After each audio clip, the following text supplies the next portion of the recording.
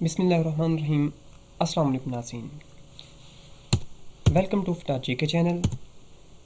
नाज़रीन, आज की इस वीडियो में हम उन्हीं कंप्यूटर शॉर्टकट कीज़ के बारे में डिस्कस करेंगे जो कि मोस्ट कॉमनली रिपीट हो रही हैं। नाज़रीन, इसके मैंने 2 वेरिएंट रखे हैं। तो पहले वेरिएंट के ये वीडियो 3 है। इंशाल्लाह जो सेकंड वेरिएंट है उसमें बहुत डिटेल के साथ बताया जाएगा, हर किस्म की शॉर्टकट की डिस्कस की जाएगी। लेकिन जो फर्स्ट वेरिएंट है इसमें मोस्ट कॉमनली रिपीटेड MCQs वो डिस्कस हो रहे हैं। तो चलते हैं हम आज की वीडियो की जानिब। तो सबसे पहला हमारा जो शॉर्ट क्वेश्चन है वो ये है कि Ctrl+A। नाज़रीन, आप पूरी फाइल जो एक वर्ड की फाइल जो आप बना रहे हैं उस सारे को सिलेक्ट करने के लिए Ctrl+A प्रेस करते हैं। सिलेक्ट हम क्यों करते हैं? हम उसका फ़ॉन्ट चेंज करना चाहते हैं, हम उसका कलर चेंज करना चाहते हैं, तो हम उसको बोल्ड करना चाहते हैं, इटैलिक करना चाहते हैं। इस तरह के लिए हम Ctrl+A करके पहले उनको सिलेक्ट करेंगे, फिर उन पे हम कोई सेकंड ऑपरेशन करेंगे। Ctrl+B। Ctrl+B जो होता है ये बोल्ड के लिए इस्तेमाल होता है। बोल्ड कैसे? कि उसको थोड़ा मोटा करने के लिए, गहरा करने के लिए किसी वर्ड को। तो पहले हम सिलेक्ट करेंगे, फिर Ctrl+B करेंगे, जिससे वो बोल्ड हो जाएगा। Ctrl+C कॉपी करने के लिए। C stand for copy. तो कंट्रोल की प्रेस करके जब हम साथ C प्रेस करेंगे तो कॉपी होगा। कॉपी क्या होगा? जो हमने फोल्डर सेलेक्ट किया हुआ है या जितने हमने टेक्स्ट सेलेक्ट किए हुए हैं तो वो कॉपी हो जाएंगे। Ctrl+D। आपने फॉन्ट मेन्यू ओपन करना है तो Ctrl+D प्रेस करेंगे तो फॉन्ट मेन्यू आगे, वहाँ से आप अपनी मर्जी का फॉन्ट सेलेक्ट कर सकते हैं। Ctrl+E centre alignment. Centre alignment क्या होता है? अलाइनमेंट क्या होता है कि एक होता है लेफ्ट, कि आप पैराग्राफ लेफ्ट से शुरू कर रहे हैं, एक होता है राइट, आप राइट से शुरू कर रहे हैं, एक होता है सेंटर, कि जब जितना आप एक लाइन में लिखेंगे वो सारा मिडल में आ जाए। तो Ctrl+E सेंटर अलाइनमेंट के लिए इस्तेमाल होता है। Ctrl+F find. आपने कोई चीज़ फाइंड करनी है, आपने जो है 50 पेजेस बनाए हुए हैं MS वर्ड के, तो उसमें से आपने कोई फ़र्ज़ करें कि जैसे मेरा अपना नाम फ़िदा है, मैंने फ़िदा नेम सर्च करना है, तो Ctrl+F लिख के मैं वहाँ पे फ़िदा लिखूँगा और इंटर प्रेस करूँगा या वहाँ पे मूव पे प्रेस करूँगा तो फ़िदा फाइंड हो जाएगा। Ctrl+G गो टू के लिए Ctrl+G इस्तेमाल होता है। Ctrl+H रिप्लेस के लिए।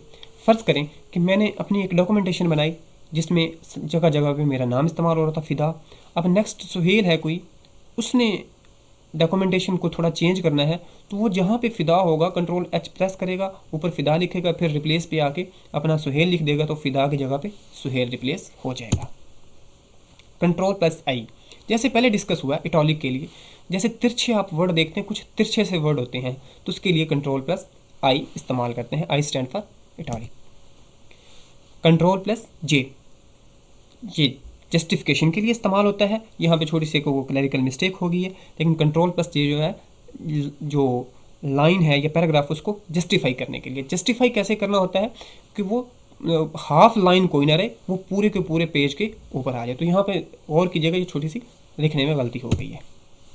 Ctrl+K आप कोई भी हाइपर लिंक है उसको इंसर्ट करना चाह रहे हैं तो Ctrl+K प्रेस करेंगे। तो नाज़रीन, आपसे गुजारिश करता चलूँ कि अगर आपको हमारी वीडियो पसंद आए तो हमारे चैनल को सब्सक्राइब करें, अपने दोस्तों के साथ वीडियो को शेयर भी करें और कमेंट्स बॉक्स में अपनी राय का इजहार भी ज़रूर करें।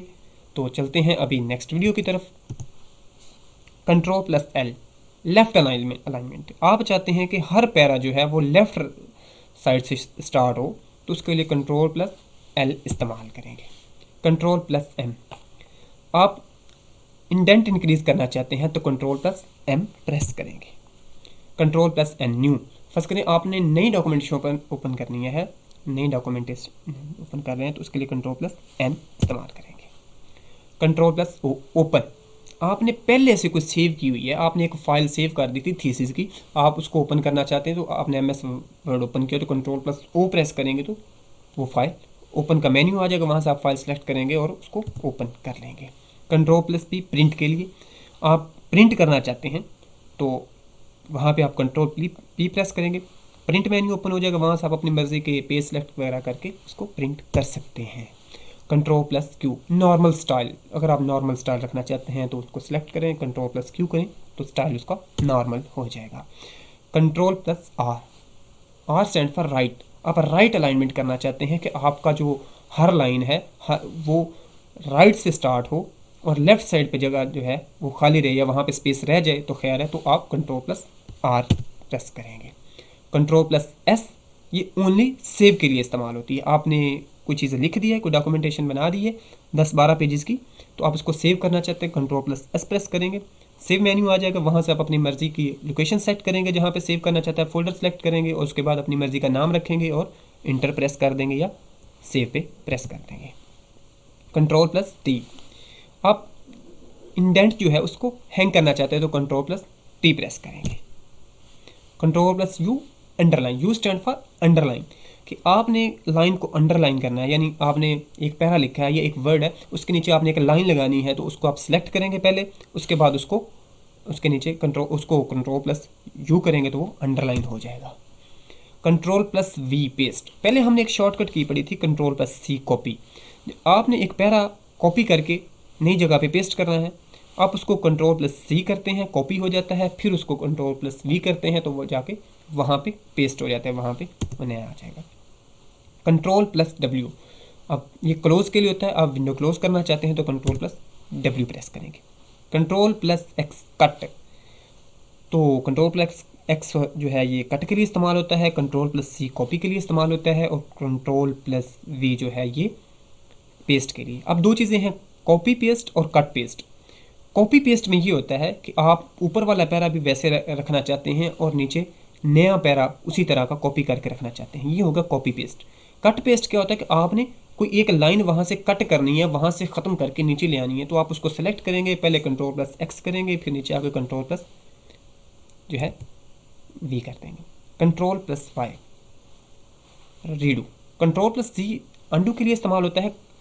रीडू मतलब कि आपने कंट्रोल कोई काम कर रहे हैं, आपकी कोई गलती होगी, आपने कंट्रोल प्लस जेड कर दिया है, ठीक है, आप वापस आपको नहीं वो आपका ठीक था, आप वापस आना चाहते हैं, अपने अमल को ख़त्म करना चाहते हैं जो आपने एक्स दोबारा किया, तो कंट्रोल प्लस जी कर वाई करेंगे, सॉरी सी अंडू के लिए। अंडू क्या मतलब है कि आप काम कर रहे हैं, आपसे कोई जल्दी में आपने कोई एक पैरा सेलेक्ट किया और बैक स्पेस प्रेस हुई, वो डिलीट हो गया, ठीक है, आपने कंट्रोल प्लस जी किया, वो वापस आ जाएगा, ठीक है।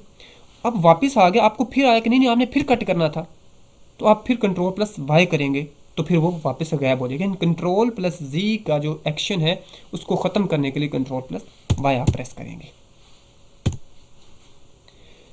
Control plus one single spacing, यानी जो सिंगल स्पेसिंग आप देना चाह रहे होते हैं तो उसके लिए आप कंट्रोल प्लस वन प्रेस करेंगे। तो नाज़रीन, आज की हमारी वीडियो यहीं पे अख्ताम को पहुंची। अगली वीडियो किस टॉपिक पे होनी चाहिए कमेंट्स बॉक्स में अपनी कीमती राय का ज़रूर कीजिएगा और हमारे चैनल को सब्सक्राइब भी कीजिएगा, दोस्तों के साथ शेयर भी कीजिएगा। अपने मेज़बान फ़िदा हुसैन को इजाज़त दीजिए। अल्लाह हाफ़िज़।